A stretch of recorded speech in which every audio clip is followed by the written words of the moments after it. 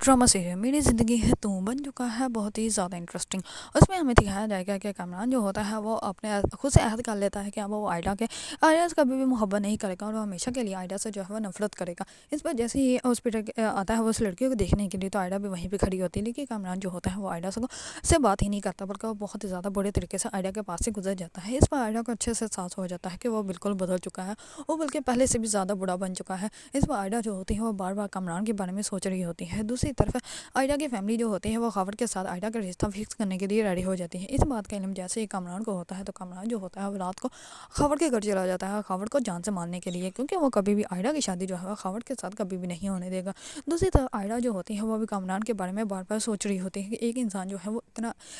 जो है वो कैसे बदल गया है। दूसरी तरफ कामरान जो होता है वो अपनी दादों के पास जाता है और वो कहता है कि अब मैं इतना बुरा बन जाऊँगा जितना कि उसको पसंद नहीं है, और मैं अब उसको जो है वो कभी भी नहीं अपनाऊंगा। अगर उसको सच पता चल जाएगा मैं फिर भी नहीं उसको अपनाऊंगा। दूसरी तरफ उस लड़की को जो है वो होश आ जाते हैं, जो कि कोमा में होते हैं, और वो सब कुछ जो है वो आयडा को सच बता देती है। इस बात सच